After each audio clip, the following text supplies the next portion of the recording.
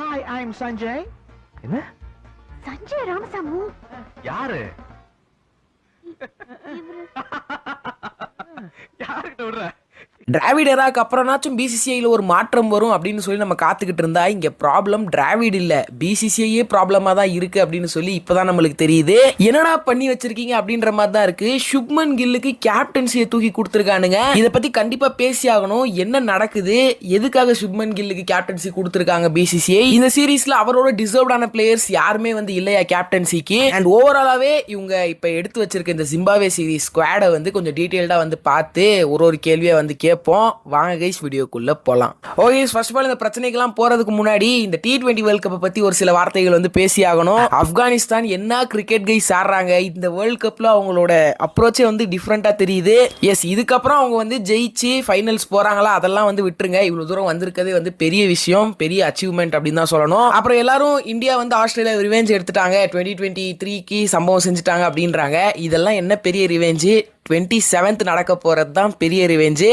2022 T20 world கப்ல அதே மாதிரி செமிஸ்ல தான் இங்கிலாந்து வந்து இந்தியாவை அடிச்சு துரத்திருப்பாங்க. இப்ப அதுக்கான பர்ஃபெக்ட் ரிவெஞ்ச் வந்து காத்துக்கிட்டு இருக்கு. பாப்போம். எனக்கு தெரிஞ்சு இந்தியா வந்து இந்த ரிவெஞ்சையும் வந்து சக்சஸ்ஃபுல்லா முடிச்சுட்டு ஃபைனல்ஸ்ல ஆப்கானிஸ்தானை சந்திச்சா நல்லா இருக்கும் அப்படின்ற மாதிரி தோணுது. பாப்போம். ஓகே, இப்ப நம்ம மெயினான விஷயத்துக்கு வருவோம். இந்த T20 வேர்ல்ட் கப் முடிஞ்சோனே ஜிம்பாவேக்கு அகேன்ஸ்டா ஒரு சீரீஸ் வந்து ஆடுறாங்க இந்தியா அப்படின்னு சொல்லி நம்ம எல்லாருக்குமே தெரியும். T20 வேர்ல்ட் கப் முடிஞ்சோனே இந்த சீரீஸ் நடக்கிறனால இதுல மெயினா வந்து T20 வேர்ல்ட் கப்ல ஆடுற பிளேயர்ஸ்லாம் இருக்க மாட்டாங்க. ஒரு யங் ஸ்குவாட் தான் வந்து போவாங்க அப்படின்றது வந்து எல்லாரும் ப்ரெடிக்ட் பண்ணி வச்சிருந்தாங்க. சும்மா ஒண்ணும் இல்ல, 5 T20 ஆடுறாங்க. ஜூலை 6ஆம் தேதி ஸ்டார்ட் ஆகி ஜூலை 14ஆம் தேதி வரைக்கும் இந்த சீரிஸ் வந்து நடக்கும். இனிஷியலா இந்த சீரிஸை பத்தி வந்த ரிப்போர்ட்ஸ்ல வந்து சஞ்சு சாம்சனுக்கு கேப்டன்சி கொடுக்கலான்னு இருக்காங்க அப்படின்ற மாதிரி வந்து சொன்னாங்க. அண்ட் இன்னும் சில ரிப்போர்ட்ஸ்ல வந்து ருத்து வந்து கேப்டன்சி பண்ண போறாரு, லைக் அவர் ஐபிஎல்ல கேப்டன்சி பண்ணதை பார்த்து இம்ப்ரெஸ் ஆயிட்டாங்க அப்படி இப்படின்னு சொல்லி எழுதியிருந்தாங்க. ஃபைனலி நேத்து இந்த சீரிஸ்க்கான ஸ்குவாட் அபிஷியல் அனௌன்ஸ் பண்ணாங்க.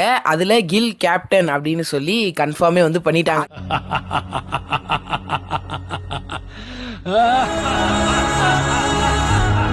அதுவும் இது வந்து ஒரு பெரிய இஷ்யூ ஆகக்கூடாது, எதுக்கு கில்ல நீங்க கேப்டனா போட்டீங்க அப்படின்னு சொல்லி யாரும் பெருசா கேள்வி கேட்டக்கூடாது அப்படின்னு இந்தியா ஆஸ்திரேலியா மேட்ச் 8 மணிக்கு அப்படின்னா 6 மணிக்கு இந்த ஸ்குவாடை வந்து ரிலீஸ் பண்றாங்க.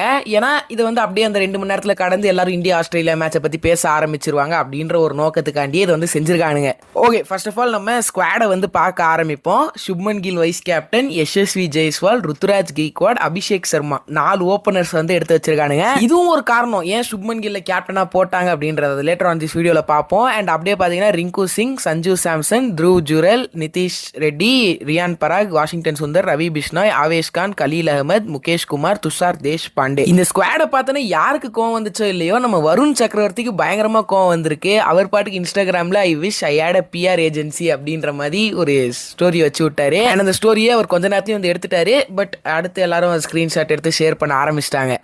எஸ், PR ஏஜென்சினா என்ன, அவங்க வேலை என்ன அப்படின்றத வந்து இந்த வீடியோவில் நான் இன்னும் கொஞ்சம் டீட்டெயில்டாக எக்ஸ்பிளைன் பண்ணியிருக்கேன். பட் அதுக்கு முன்னாடி லைக் வருண் சக்கரவர்த்தியாக இருக்கட்டும் அண்ட் நம்மளோட ஹர்ஷித் ராணாவாக இருக்கட்டும், அதுக்கப்புறம் KKRோட கேப்டனான ஸ்ரேயஸ் ஐயராக இருக்கட்டும், ஸோ இவங்க எல்லாருமே வந்து இந்த சீரீஸ்க்கு வந்து கண்டிப்பாக சான்ஸ் வந்து கொடுத்துருந்துருக்கலாம். ஏன்டா எடுக்கல அப்படின்னு கேட்டால் அதுக்காக என்ன IPL ஆடுற எல்லாரையுமா வந்து ஒரு ஸ்குவாட்ல எடுக்க முடியும், 15 பிளேயரை தானே எடுக்க முடியும் அப்படின்னு வேற ஒரு ரீசனை சொல்லுவானுங்க.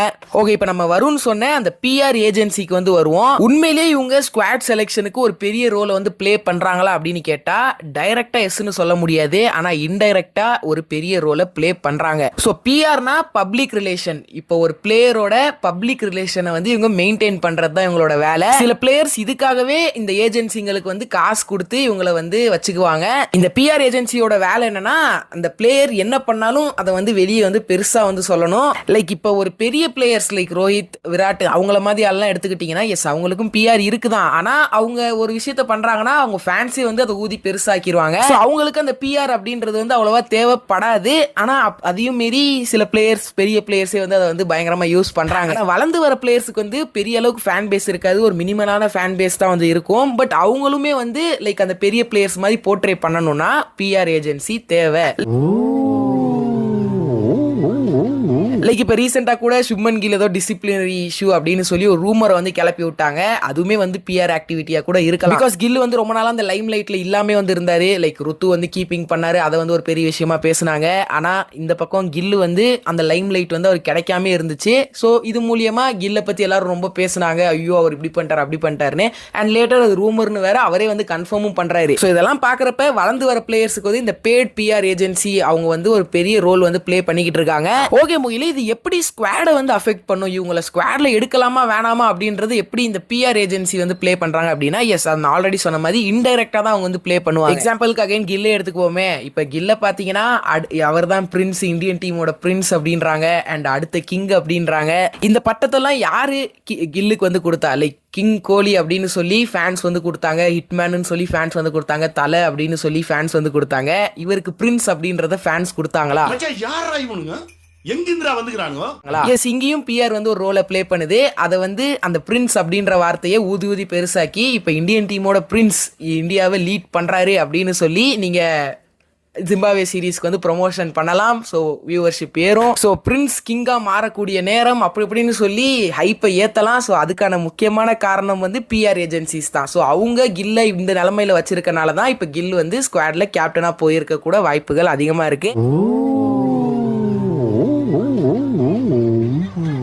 அதுக்கு எதுக்கு கேப்டன்சியை வந்து தரணும், அவர் ஜஸ்ட் ஸ்குவாட்ல மட்டும் செலக்ட் பண்ணிருக்கலாம்ல அப்படின்னு சொல்லி சில பேர் வந்து கேட்கலாம். எஸ், அதுக்கான ஆன்சருமே இருக்கு. ஏன்னா 4 ஓபனர்ஸ் இந்த ஸ்குவாட்ல வந்து இருக்காங்க. இதுல யாராவது ஒருத்தரை மிஸ் பண்ணாலும் பிரச்சனைகள் வந்து பெருசா வெடிக்கும். ஏன் அவர் எடுக்கல அப்படின்ற லைக் இப்ப இருக்கிறதோட மோசமா வந்து கேள்விகள் வந்து கேட்பாங்க. அப்படின்றனால 4 ஓபனர்ஸ் எடுத்தாச்சு. இப்ப வேற யாருக்கா கேப்டன்சியை கொடுத்தா இந்த 4 ஓபனர்ல டாப் 2 ஓபனர்ஸ் வந்து ஆடுவாங்க அப்படின்ற ஒரு பயத்துல கூட கில்ல வந்து இவங்க கேப்டன் அப்பாயிண்ட் பண்ணிக்கலாம். ஏன்னா கேப்டன் அப்பாயிண்ட் பண்ணிட்டா அவர் கண்டிப்பா ஆடிதான் ஆகணும். அவர் எந்த ரோல்ல பிடிச்சாலும் அவர் அங்க போய் ஆடிக்கலாம் அப்படின்ற ஒரு காரணத்தினால கூட கில்லுக்கு வந்து கேப்டன்சியை கொடுத்திருந்திருக்காங்க. ஸோ கில்லு கேப்டனா இருக்கனால அவர் கண்டிப்பா இந்த 5 T20ஐயும் ஆடதான் போறாரு. அந்த 5 T20ல 5 100 அடிச்சு லைக் அகெயின் பிரின்ஸ் இஸ் பேக்கடா, கிங் இஸ் பேக்கடா அப்படின்னு சொல்லி பிஆர் வந்து வெளியே சொல்ல தான் போறாங்க. அடுத்து ஒரு 2 வருஷத்துக்கு டீம்ல அப்படியே வந்து ஒரு இடத்த பிடிச்சி வச்சுக்க போறாரு. அதுக்காக தான் இந்த ஒரு வேலை நடக்குது. எஸ், கில்லுக்கு இந்த கேப்டன்சி கிடைச்சதுல பிஆர் எவ்வளவு முக்கியமான ரோல் பிளே பண்ணுதோ அதே மாதிரி கில்லோட மாமனாரும் ஒரு முக்கியமான ரோல் பிளே பண்றாரு அப்படின்னு சொல்லி சோசியல் மீடியால ஃபேன்ஸோட கருத்தா இருக்கு.